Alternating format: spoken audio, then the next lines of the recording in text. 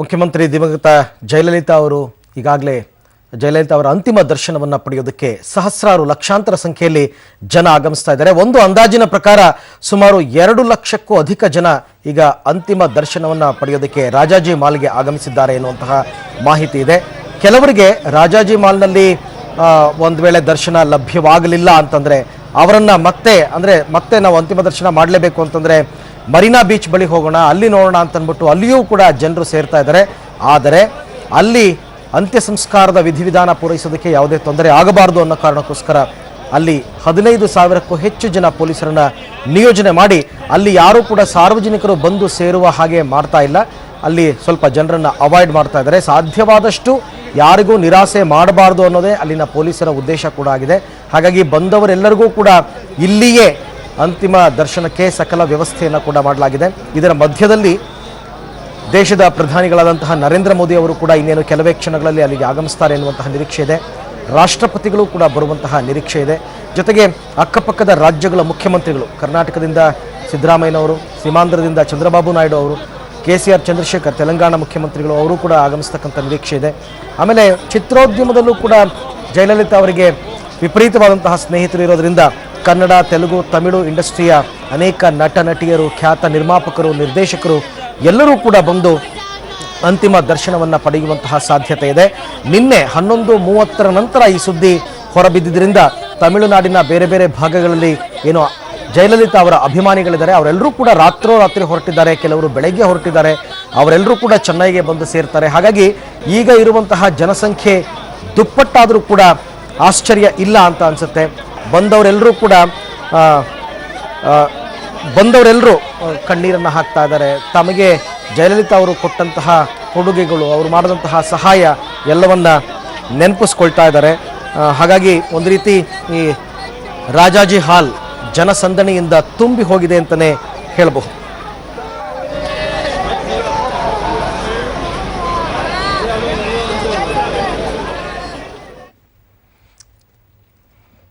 ಇನ್ನು ಜಯಲಲಿತಾ ಅವರ ಬಗ್ಗೆ ಮಾತನಾಡೋದಕ್ಕೆ, ಅವರನ್ನ ನೆನಪಿಸ್ಕೊಳ್ಳೋದಕ್ಕೆ, ಅವರ ಜೊತೆ ಇದ್ದಂಥವರು, ಅವರ ಜೊತೆ ಕೆಲಸ ಮಾಡಿದಂಥವರು ಹಿರಿಯ ನಟಿ BV ರಾಧಾ ಅವರು ನಮ್ಮ ಜೊತೆ ಇದ್ದಾರೆ. ನಮ್ಮ ಕಾರ್ಯಕ್ರಮಕ್ಕೆ ತಮಗೆ ಸ್ವಾಗತ. ನಮಸ್ಕಾರ. ನಾನು ಬೆಳಿಗ್ಗೆ ನಿಮ್ ಜೊತೆ ಫೋನಲ್ಲಿ ಮಾತಾಡ್ತಾ ಇದ್ದಾಗಲೇ ನೀವು ಹೇಳ್ತಾ ಇದ್ರಿ ಜಯಲಲಿತಾ ಅವ್ರ ಜೊತೆನಲ್ಲಿ ಒಡನಾಟ, ಅವರ ಶಕ್ತಿ, ಅವರ ಪ್ರೇರಣೆ. ಏನ್ ಹೇಳ್ತೀರಮ್ಮ ಈಗ ಇದ್ರ ಬಗ್ಗೆ ಎಲ್ಲ? ನಾವು ಜನರನ್ನ ನೋಡ್ತಾ ಇದೀವಿ, ವಿಪರೀತವಾದ ಜನಸಂದಣಿ. ಅಂದ್ರೆ ಒಂದು ನಾಯಕಿಯನ್ನ ಬೀಳ್ಕೊಡೋದಕ್ಕೆ ಇಷ್ಟು ಪ್ರಮಾಣದ ಜನ ಅಂದ್ರೆ ನಮಗ್ ಕೊಡ್ತಾರೆ. ಅಲ್ಲಿಗೆ ಹೋಗಿದ್ರಿಂದ ನಮಗ್ ತುಂಬಾ ಒಳ್ಳೇದಾಯ್ತು. ನಮ್ಮ ಮನೆ ಮಕ್ಕಳೆಲ್ಲ ಚೆನ್ನಾಗಿದ್ದಾರೆ, ಇವರೆಲ್ಲ ಚೆನ್ನಾಗಿದ್ದಾರೆ, ಅವ್ರು ಚೆನ್ನಾಗಿದ್ದಾರೆ ಅಂತ ಹೇಳ್ತಾರೆ. ಅವಾಗ ಏನ್ ಮಾಡ್ತೀವಿ, ತಕ್ಷಣ ನಾವು ಹೋಗ್ತೀವಿ, ನಮ್ಮ ಮನೆ ಮಕ್ಕಳನ್ನೆಲ್ಲ ಕರ್ಕೊಂಡು ಹೋಗ್ತೀವಿ. ದೇವಿ ನಮಗೆ ಒಳ್ಳೇದ್ ಮಾಡಮ್ಮ, ನಿನ್ನಿಂದ ಎಲ್ರಿಗೂ ಒಳ್ಳೇದಾಗಿದೆಯಂತೆ, ಎಲ್ರು ಹೇಳ್ತಿದ್ದಾರೆ, ನನ್ಗೆ ಒಳ್ಳೇದ್ ಮಾಡು ಅಂತ ಹೇಳ್ತಾರೆ.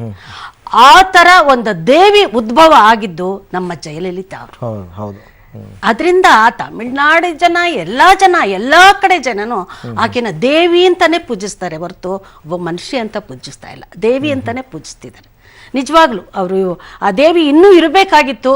ಇನ್ನೂ ಜನಗಳ ಮನಸ್ಸಲ್ಲಿ 68 ವರ್ಷ ಏನು ಸಾಯುವಂತ ವಯಸ್ಸಲ್ಲ, ಖಂಡಿತ ಸಾಯುವಂತ ವಯಸ್ಸಲ್ಲ. ಯಾಕೆಂದ್ರೆ ನನಗೂ ಆಕೆ ಜೊತೆಲಿ ಪಾರ್ಟ್ ಮಾಡೋದಕ್ಕೆ ಒಂದು ಅದೃಷ್ಟ ಸಿಕ್ಕಿತ್ತು. ಅಷ್ಟು ದೊಡ್ಡ ಒಬ್ಬ ಕಲಾವಿದೆ ಜೊತೆಲಿ. ಯಾಕಂದ್ರೆ ನಂದು ಅವ್ರದ್ದೆಲ್ಲ ಒಂದೇ ವಯಸ್ಸೇನೆ, ಇಬ್ಬರದು ಒಂದೇ ವಯಸ್ಸೇನೆ.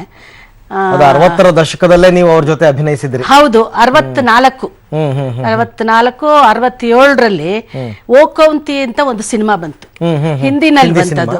ಅದು ಸಾಧನಾ, ಮನೋಜ್ ಕುಮಾರ್ ಇಬ್ರು, ಹೆಲನ್, ಈ 3 ಕ್ಯಾರೆಕ್ಟರೇ ದೊಡ್ಡ ಕ್ಯಾರೆಕ್ಟರ್ ಅದರಲ್ಲಿ.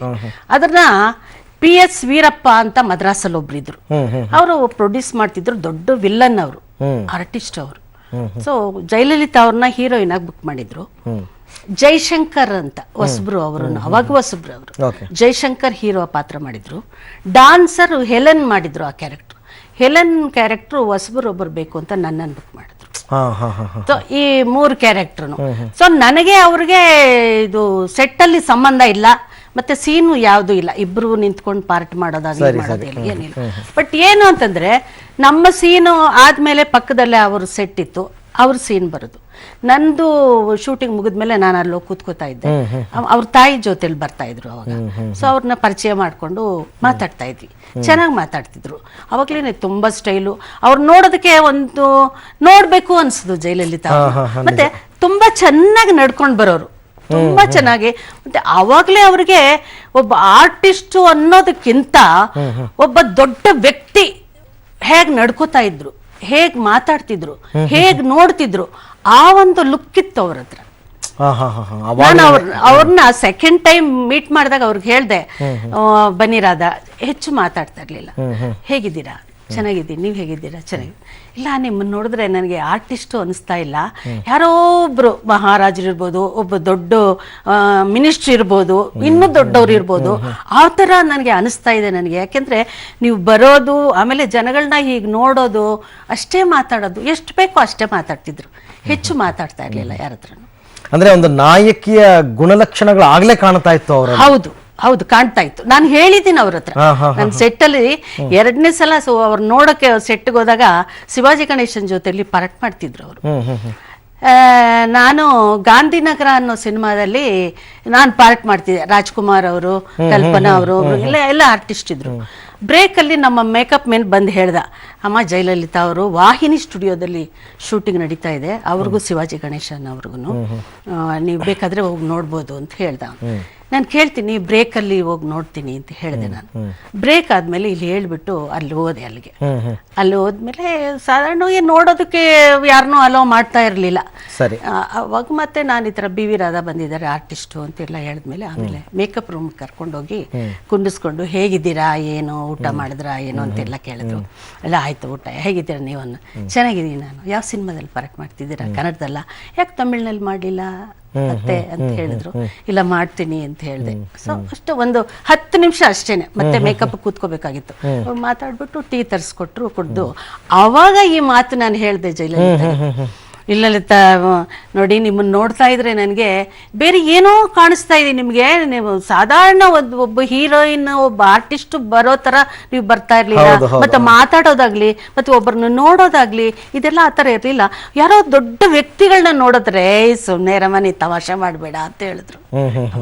ನಿಜವಾಗ್ಲು ಅವಾಗ್ಲೇನೆ ಆ ಒಂದು ಇದು ಕಳೆ, ಒಂದು ದೊಡ್ಡತನ, ಒಂದು ಹೇಗಿರ್ಬೇಕು, ಹೇಗ್ ನಡ್ಕೋಬೇಕು ಅನ್ನೋ ಒಂದು ದೊಡ್ಡಸ್ತಿಕೆ ಆಕೆ ಮುಖದಲ್ಲಿ ನನಗೆ ಕಾಣ್ತಾ ಇತ್ತು. ಅದು ಅದನ್ನ ಕೊನೆ ತನಕ ಉಳಿಸ್ಕೊಂಡು ಬಂದ್ರು. ಖಂಡಿತ. ಯಾಕೆಂತಂದ್ರೆ ಅವರು ಮುಖ್ಯಮಂತ್ರಿ ಆಗಿದ್ರು ಕೂಡ ಅವರ ಕ್ಯಾಬಿನೆಟ್ ನಲ್ಲಿ ಇದ್ದಂತಹ ಮಂತ್ರಿಗಳು ಯಾರು ಕೂಡ ಅವ್ರ ಮುಂದೆ ಎದ್ದು ನಿಲ್ತಾ ಇರಲಿಲ್ಲ. ಎಲ್ಲಾದ್ರೂ ನೋಡಿದೀರಾ ನೀವು? ಎಲ್ಲಾದ್ರೂ ದೇವರ ಮುಂದೆ ನಾವು ಹೆಂಗೆ ನಮ್ಮ ತಲೆ ಬಗ್ಸಿ, ನಡು ಬಗ್ಸಿ, ಕೈ ಮುಗ್ದು ನಿಂತ್ಕೊಳ್ತೀವಲ್ಲ, ಅಷ್ಟು ಗೌರವವನ್ನು ಅವರಿಗೆ ಕೊಡ್ತಾ ಇದ್ರು. ನಿಜವಾಗ್ಲು ನಿಜವಾಗ್ಲು. ಆದ್ರೆ ಒಂದೇ ಮಾತು, ದೇವಿ ಅಷ್ಟೇ. ಇಂದ ಹೆಚ್ಚು ಏನು ಹೇಳಿದ್ರು ನಾವು ಅಲ್ಲಿಗೆ ಬರ್ಬೇಕು, ಅಲ್ಲಿಗೆ ಬರ್ಬೇಕು. ದೇವಿ ನಿಂತಿರ್ತಾಳೆ, ದೇವಿ ನಾವೆಲ್ಲ ಕುತ್ಕೊಂಡು. ಭಾರತಿ ಅವ್ರು ಮಾತನಾಡ್ತಾ ಒಂದ್ ಮಾತು ಹೇಳಿದ್ರು, ಬಿ ಸರೋಜಾದೇವಿ ಅವ್ರು ಮಾತಾಡ್ತಾ ಒಂದ್ ಮಾತು ಹೇಳಿದ್ರು, ಆದಿಶಕ್ತಿ ಅಪರಾವತಾರ ಅವರು ಅಂತ. ಖಂಡಿತ ಖಂಡಿತ. ಅದಕ್ಕೆ ನಾ ಹೇಳಿದ್ನಲ್ಲ ಮೊದ್ಲೇನೆ, ಆ ಶಕ್ತಿ ಉದ್ಭವ ಆಗೋದಕ್ಕೆ 10 ಜನ ಬಂದು ಸೇರಿ ಸೇರಿ ಸೇರಿ ಆಕೆನ ದೇವಿ ದೇವಿ ದೇವಿ ದೇವಿ ಅಂತ, ದೊಡ್ಡ ದೇವಿನೇ ಪ್ರತಿ. ಇನ್ನೇನು ದೇವಿ ಅಂತಂದ್ರೆ ಈಗ ಸಾಮಾನ್ಯವಾಗಿ ರಾಜಕೀಯದಲ್ಲಿ ಸ್ಥಾನಮಾನಗಳು ಸಿಗ್ತವೆ. ಹೌದು. ಆದ್ರೆ ಆ ಸ್ಥಾನಮಾನಗಳಿಗೆ ತಕ್ಕ ನ್ಯಾಯ ಸಲ್ಲಿಸೋದಿದೆಯಲ್ಲ, ಅದನ್ನ ಜಯಲಲಿತಾ ಅವರು ಮಾಡ್ತಾರೆ. 91ನೇ ಇಸ್ವಿನಲ್ಲಿ ಮೊದಲನೇ ಬಾರಿ ಅವರು ಮುಖ್ಯಮಂತ್ರಿ ಆದಾಗಿನಿಂದ ಇಲ್ಲಿಯ ತನಕ 5 ಬಾರಿ ಅವರು ಅಧಿಕಾರವನ್ನ ಅನುಭವಿಸಿದ್ದಾರೆ ಮುಖ್ಯಮಂತ್ರಿಯಾಗಿ. ಆಮೇಲೆ 5 ಬಾರಿ ಕೂಡ ಜನ ಅಷ್ಟೇ ಪ್ರೀತಿಯಿಂದ ಅವರಿಗೆ ಓಟ್ ಹಾಕಿದ್ದಾರೆ. ಆಮೇಲೆ ಅವ್ರು ಮಾಡ್ಕೊಟ್ಟಿರುವಂತಹ ಸೌಲಭ್ಯಗಳು. ಈಗ ಮೊನ್ನೆ ಅವರು ಹಾಸ್ಪಿಟಲ್ ಅಲ್ಲಿ ಇದ್ರಲ್ಲ, ಅವಾಗೊಂದು ಸಣ್ಣದ ಎಲೆಕ್ಷನ್ ನಡೀತಲ್ಲ, ಅವಾಗ ಏನಿದ್ರು, ಅಮ್ಮ ಅವ್ರು ಹೇಳಿದ್ರು ನೀವು ನಮಗೆ ಓಟ್ ಹಾಕ್ಬೇಕಂತೆ, ಅಮ್ಮನ್ನೇ ಗೆಲ್ಸ್ಬೇಕಂತೆ. ಆಸ್ಪತ್ರೆಯಲ್ಲಿ 1.5 ತಿಂಗಳಿಂದ ಹಾಸ್ಪಿಟಲ್ ಇದ್ದಾರೆ. ಈ ಒಂದು ಮಾತುಗೋಸ್ಕರ ಅಷ್ಟು ಜನನು ಗೆದ್ರು. ಎಲ್ಲ ಜನನು ಗೆದ್ರು. ನಿಜ ಅದು. ಅಲ್ಲೊಂದು ಬೈ ಎಲೆಕ್ಷನ್ ಆಗಿತ್ತು. ಬೈ ಎಲೆಕ್ಷನ್ ಅದರಲ್ಲಿ ಅಮ್ಮ ಅಷ್ಟೇ, ಬೇರೆ ಏನು ಇಲ್ಲ. ಅಮ್ಮ ಹೇಳಿದ್ರು ಇಲ್ಲೇ ಹಾಕ್ಬೇಕಂತೆ ಓಟು, ಅಮ್ಮನ್ನೇ ಗೆಲ್ಸ್ಬೇಕಂತ ಅಷ್ಟೇ. ಅಷ್ಟು ಜನನು ಇಲ್ಲೇ ಓಟ್ ಹಾಕೋದು. ಅವಾಗೆಲ್ಲ ನಿಮ್ ಜೊತೆ ಎಲ್ಲ ಮಾತಾಡ್ತಿದ್ದಾಗ ಕನ್ನಡದಲ್ಲೇ ಮಾತಾಡೋರ? ಕನ್ನಡದಲ್ಲೇ ಮಾತಾಡ್ತಿದ್ರು. ಕನ್ನಡದಲ್ಲೇ ಚೆನ್ನಾಗಿ ಮಾತಾಡ್ತಿದ್ರು. ಕನ್ನಡದಲ್ಲೇ ಮಾತಾಡ್ತಿದ್ರು. ಅಂದ್ರೆ ಇಲ್ಲಿ ಹುಟ್ಟಿ ಬೆಳೆದು ಹೋದ್ರು ಕೂಡ ಇಲ್ಲಿ ಆ ಭಾಷೆ ಅಂತಕ್ಕಂಥದನ್ನ ಬಿಟ್ಟಿರ್ಲಿಲ್ಲ. ಬಿಡಕ್ಕೆ ಸಾಧ್ಯನೇ ಇಲ್ಲ. ಎಲ್ಲಿ ನೀವು ಹೋಗ್ರಿ, ನಾವು ಕನ್ನಡ ಅಂದ ತಕ್ಷಣ ಯಾವುದೇ ಭಾಷೆ ಆಗ್ಲಿ, ತಮಿಳ್ ಆಗ್ಬೋದು, ತೆಲುಗು ಆಗ್ಬೋದು, ಹಿಂದಿ ಆಗ್ಬೋದು, ನಮ್ಮ ಭಾಷೆಯವರು ಮಾತಾಡಿದ ತಕ್ಷಣ ಒಂಥರ ಹಿಂಗ್ ನೋಡ್ತೀವಿ, ಕಿವಿ ನೆಟ್ಟಿಗಾಗುತ್ತೆ. ಸೊ ಅಷ್ಟು ಈಸಿಯಾಗಿ ಕನ್ನಡನ ಆಕೆ ಮರ್ತಿರ್ಲಿಲ್ಲ. ಇನ್ನು ಅವಾಗ ಹೊಸಬದ್ದು ಹೇಗ್ ಮರೆಯಕ್ ಸಾಧ್ಯ? ಈಗಲೇ ಮರ್ತಿಲ್ಲ ಅವರು ಕನ್ನಡ ಮಾತಾಡ್ತಾರೆ. ಹೌದು ಹೌದು, ಈಗಲೂ ಮಾತಾಡ್ತಿದ್ರಂತೆ. ಈಗ ಯಾರಾದ್ರೂ ಬೆಂಗಳೂರಿನಿಂದ ಅವ್ರ ಆಪ್ತರು ಹೋದ್ರೆ ಕನ್ನಡ ಈಗಲೂ ಚೆನ್ನಾಗಿ ಮಾತಾಡ್ತಾ ಇದ್ರಂತೆ. ಎಲ್ಲೆಲ್ಲ ಅವಶ್ಯಕತೆ ಸಿಗುತ್ತೆ ಅಲ್ಲೆಲ್ಲವೂ ಕೂಡ ಅವ್ರ ಭಾಷೆಯನ್ನ ಬಿಟ್ಟಿದ್ದು ಇಲ್ವೇ ಇಲ್ಲ. ಇಲ್ಲ, ಎಷ್ಟು ಬೇಕೋ ಅಷ್ಟೇ, ಇಷ್ಟೊಂದೆಲ್ಲ ಅವರು.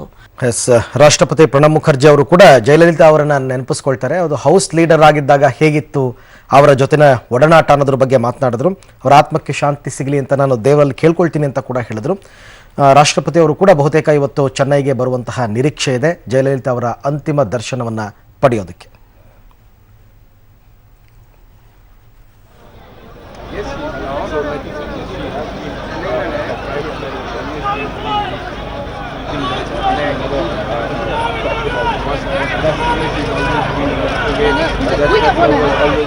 ಹಾಗೆ ಮಾತುಕತೆಯನ್ನು ಮುಂದುವರಿಸ್ತೀನಿ ರಾಧಮ್ಮ ಅವ್ರ ಜೊತೆನಲ್ಲಿ.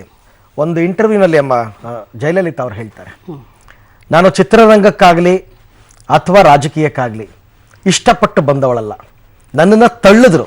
ಹೌದು, ಆದರೆ ತಳ್ಳಿದ ನಂತರ ನಾನು ಆ ಜಾಗಕ್ಕೆ ನ್ಯಾಯವನ್ನು ಒದಗಿಸಿದೆ, ಪ್ರಾಮಾಣಿಕವಾಗಿ ನಾನು ಕೆಲಸ ಮಾಡಿದೆ.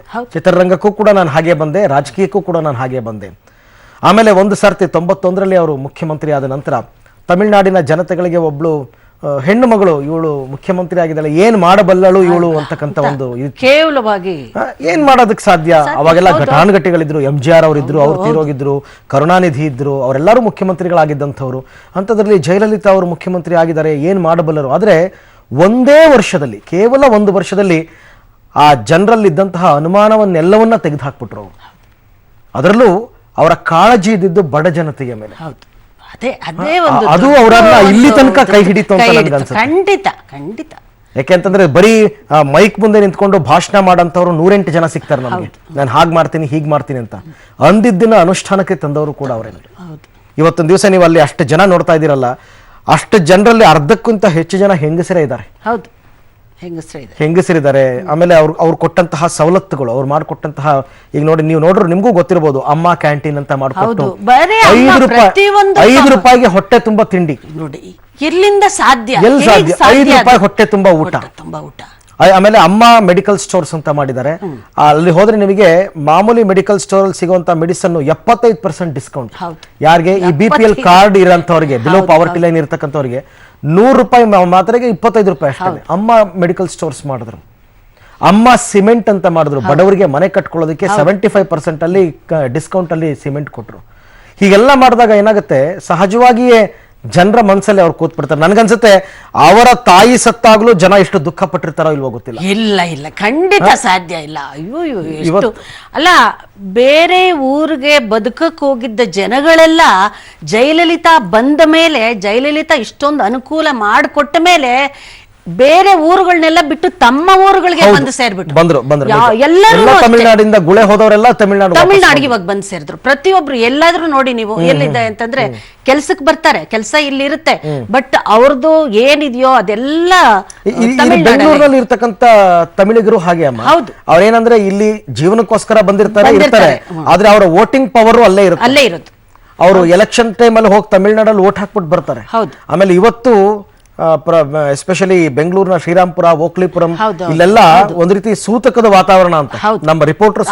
ನಿನ್ನೆ ನಾನು ನೋಡಿದೆ, ಟಿವಿನಲ್ಲಿ ನೋಡಿದೆ, ಎಲ್ಲಾದ್ರೂ ಅಂಗಡಿ ಎಲ್ಲ ಬಂದ್ ಮಾಡಿದ್ದಾರೆ, ಇದೆಲ್ಲ ಇದಾಗಿದೆ, ಯಾರು ಜನ ಓಡಾಡ್ತಾನೆ ಇಲ್ಲ. ನಾಳೆ ಎಲ್ಲರೂ ಮದ್ರಾಸ್ಗೆ ಹೊರಟಿದ್ದಾರೆ, ಟ್ರೈನ್ ಅಲ್ಲಿ, ಬಸ್ ಅಲ್ಲಿ, ಕಾರ್ ಅಲ್ಲಿ ಎಲ್ಲ ಹೊರಟಿದ್ದಾರೆ, ಎಲ್ಲರೂ ಹೊರಟಿದ್ದಾರೆ. ನನಗನ್ಸುತ್ತೆ ಇಷ್ಟು ಜನಕ್ಕೂ ಇವತ್ತು ಸಾಯಂಕಾಲದ ಒಳಗಡೆ ಅಂತಿಮ ದರ್ಶನ ಸಿಗುತ್ತಾ ಇಲ್ಲ? ಅದೇ ಹೇಳ್ತಿದ್ದು, ಸಿಗುತ್ತಾ ಅಥವಾ ಇನ್ನ ಒಂದ್ ದಿವಸ ಮುಂದುವರಿಬೇಕಾ ಏನು ಅಂತ ಗೊತ್ತಿಲ್ಲ. ಅದು ಅವರು ಕುಟುಂಬಸ್ಥರು ಅವ್ರು ತೀರ್ಮಾನ ಮಾಡ್ತಾರೆ.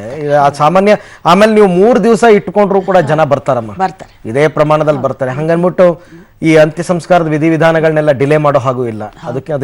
ಅದಕ್ಕೆಲ್ಲ ಸರಿಯಾದ ಗಳಿಗೆ ಅಂತೆಲ್ಲ ನೋಡಿರ್ತಾರಲ್ಲ, ಆ ಟೈಮಲ್ಲಿ ಮಾಡ್ಬೇಕು ಅಂತ ಅಂದ್ಬಿಟ್ಟು. ಹಾಗಾಗಿ ಇವತ್ತು ಸಾಯಂಕಾಲ ಅಯ್ಯಂಗಾರ್ ಪ್ರಕಾರನೇ ಎಲ್ಲ ಮಾಡ್ತಿದ್ದಾರೆ, ಅಯ್ಯಂಗಾರ್ ವಿಧಿವಿಧಾನದ ಪ್ರಕಾರ ಎಲ್ಲ ಮಾಡ್ತಾ ಇದ್ದಾರೆ. ಅವ್ರಿಗೆ ಇಷ್ಟೊತ್ತು ಇಟ್ಕೋಬೇಕು, ಹೀಗ್ ಮಾಡ್ಬೇಕು ಅನ್ನೋದು ಒಂದು ಪದ್ಧತಿ ಇರುತ್ತೆ. ಅಂದ್ರೆ ಈ ಪಂಚಭೂತಗಳಲ್ಲಿ ಲೀನವಾಗಬೇಕಾದ್ರೂ ಕೂಡ ಒಳ್ಳೆ ಟೈಮ್ ಅನ್ನ ನೋಡ್ ಮಾಡ್ತಾರೆ, ಅಂತ್ಯ ಸಂಸ್ಕಾರಕ್ಕೂ ಕೂಡ ಒಳ್ಳೆ ಟೈಮ್ ಅನ್ನ ನೋಡ್ ಮಾಡ್ತಾರೆ. ಹಾಗಾಗಿ ಆದ್ರೆ ನೋಡಿ, ರಾಷ್ಟ್ರಪತಿಗಳು, ಪ್ರಧಾನಿಗಳು ಎಲ್ಲರೂ ಕೂಡ ಚೆನ್ನೈಗೆ ಇವತ್ತು ಬರ್ತಾ ಇದ್ದಾರೆ ಅಂತಂದಾಗ ಆಕೆಗೆ ಉಕ್ಕಿನ ಮಹಿಳೆ ಅಂತ ಕರಿತಾ ಇದ್ರು, ಐರನ್ ಲೇಡಿ ಅಂತ. ಐರನ್ ಲೇಡಿನೇ ಎಂತವ್ರಿಗೂ ಉತ್ತರ ಕೊಡ್ತಾ ಇದ್ರು ನೋಡಿ, ಎಂತವ್ರಿಗೂ ಕೊಡ್ತಾ ಇದ್ರು. ಮಾಡಿ ಏನ್ ಮಾಡ್ತಿರೋ ಮಾಡಿ, ಅದ್ ಹೇಗ್ ಮಾಡ್ತಿರೋ ಮಾಡಿ, ಒಬ್ಬಾಕೆನೆ ನಿಂತ್ಕೊಂಡು ಏನ್ ಮಾಡ್ತಿರೋ ಮಾಡಿ. ಅದಕ್ಕೆ ದೇವಿ ಚಾಮುಂಡೇಶ್ವರಿ ಹೌದು ಹೌದು ಮಾಡಿ ನಿಂತ್ಕೊಂಡು ಎಷ್ಟು ಜನ ಬರ್ತಾರೆ, ನೀವು ಬನ್ನಿ, ಯಾರು ಬಂದ್ರು ಪರವಾಗಿಲ್ಲ. ಹೌದು, ಈ ಎಲೆಕ್ಷನ್ ಟೈಮಲ್ಲಿ ಅವರು ಪ್ರಚಾರಕ್ಕೆ ಹೋದಾಗ ವೇದಿಕೆ ಮೇಲೆ ಒಬ್ರೇ ಕುಳಿತಿರ್ತಿದ್ರು. ಹೌದು, ಬೇರೆ ಅವ್ರ ಪಕ್ಷದ ಯಾರು ಇರ್ತಾ ಇರ್ಲಿಲ್ಲ, ಅವ್ರೊಬ್ರೇ ಕೂತಿರ್ತಿದ್ರು, ಅವ್ರೊಬ್ರೇ ಭಾಷಣ ಮಾಡ್ತಾ ಇದ್ರು. ಹಂಗಾಗಿಯೂ ಕೂಡ ಜನ ಅವ್ರಿಗೆ ಆಶೀರ್ವಾದ ಮಾಡೋರು. ಅಲ್ಲಿ ನೋಡಿ, ಅಲ್ಲೆಲ್ಲ ಮಿನಿಸ್ಟರ್ ಎಲ್ಲ ಅಷ್ಟು ದೂರ ಕುತ್ಕೊಂಡು ಹೀಗೆ ಮಾತಾಡ್ತಾರೆ. ಒಂದು ಮಾತು ಅವ್ರ ಎದುರಿಗೆ ನಿಂತ್ಕೊಂಡು ಮಾತಾಗ್ಲಿ ಏನೂ ಇಲ್ಲ, ಅಷ್ಟು ಕೈ ಕಟ್ಟಿ. ಅಲ್ಲ, ನೋಡಿದವ್ರಿಗೆ ಕೆಲವರಿಗೆ ಅದು ಸರ್ವಾಧಿಕಾರಿ ಧೋರಣೆ ಅಂತ ಅನಿಸಬಹುದು. ಆದ್ರೆ ಆ ಮಟ್ಟಿಗಿನ ಒಂದು, ಈಗ ನೋಡಿ ಪನ್ನೀರ್ ಸೆಲ್ವಂ ನಿನ್ನೆ ರಾತ್ರಿ ಸಿಎಂ ಆದ್ರು, ರಾತ್ರಿ ಅವ್ರ ಪ್ರಮಾಣ ವಚನ ಸ್ವೀಕಾರ ಮಾಡಿದಾಗಿಂದ ಇಲ್ಲಿ ತನಕನೂ ಆ ಮೃತದೇಹದ ಪಕ್ಕದಲ್ಲೇ ಕೂತಿದ್ದಾರೆ. ಬಟ್ ಅದು ಇರ್ಬೇಕು, ಒಬ್ಬ ಅದು ಇರ್ಬೇಕದು. ಎಷ್ಟಾದ್ರೂ ನನಗಿಂತ ಚಿಕ್ಕವರು ಅಮ್ಮ ಅಂತ ನನಗೆ ಕೆಳಗೆ ಮಾತಾಡ್ತಾರೆ. ದೇವ್ರು ಹೋದ್ರೆ ನಾವು ಅಮ್ಮ ಏನ್ ಮಾಡ್ತಿರತ್ತೆ ಬಗ್ಗಿನೇ ಮಾತಾಡೋದು, ತಗ್ಗಿ ಬಗ್ಗಿನೇ ನಡ್ಕೊಳ್ಳೋದು. ಅದೊಂದು ದೊಡ್ಡವರು ಅನ್ನೋದು ಒಂದು ಮರ್ಯಾದೆ ಇರ್ಬೇಕು, ಯಾವಾಗ್ಲೂ ಇರ್ಬೇಕು. ಮರ್ಯಾದೆ ಅನ್ನೋದಕ್ಕಿಂತ ಆ ಮಟ್ಟಿಗಿನ ಒಂದು ಗ್ರಿಪ್ ಇಟ್ಕೊಂಡಿದ್ರಲ್ಲ ಎಲ್ಲರ ಹತ್ರ, ಹಾಗಾಗಿಯೇ ಕೆಲಸ ಕಾರ್ಯಗಳೆಲ್ಲ ಸುಸೂತ್ರವಾಗಿ ನಡೀತಾ ಇತ್ತು. ಹೌದು. ತಮಿಳುನಾಡು ಸಿಎಂ ಅಭಿಮಾನಿಗಳ ಪಾಲಿನ ಅಮ್ಮ ಜಯಲಲಿತಾ ಅವರ ಆರೋಗ್ಯಕ್ಕೆ ಸಂಬಂಧಪಟ್ಟಂತೆ ಕ್ರಿಕೆಟ್ ಕಾಮೆಂಟ್ರಿಯಂತೆ ಬೆಳಗ್ಗೆಯಿಂದಲೂ ಕ್ಷಣಕ್ಕೊಂದು ಬ್ರೇಕಿಂಗ್ ನ್ಯೂಸ್ ಬರ್ತಾ ಇತ್ತು. ಕ್ಷಣಕ್ಕೊಂದು ರೀತಿಯಾದ ಚಿಂತಾಜನಕದ ವರದಿಗಳು ಸಿಗ್ತಾನೆ ಹೋದ್ವು. ಜಯಲಲಿತಾ ಅವರ ಆರೋಗ್ಯ ಸ್ಥಿತಿ ಕ್ಷಣಕ್ಕೂ ಬಿಗಡಾಯಿಸ್ತಾ ಇರುವ ಹಿನ್ನೆಲೆಯಲ್ಲಿ ಈಗ ತಮಿಳುನಾಡಿನಾದ್ಯಂತ ಪೊಲೀಸ್ ಸರ್ಪಗಾವಲನ್ನ ಏರ್ಪಡಿಸಲಾಗಿದೆ. ಜೊತೆಗೆ ಅಲ್ಲಿನ ಡಿಜಿಪಿ ಎಲ್ಲ ಹಿರಿಯ IPS ಅಧಿಕಾರಿಗಳು ಕೂಡ ಆಸ್ಪತ್ರೆಯ ಬಳಿ ಬರಬೇಕು ಅಂತಕ್ಕಂಥ ಆದೇಶವನ್ನ ಕೊಟ್ಟಿದ್ದಾರೆ. ಯಾವುದೇ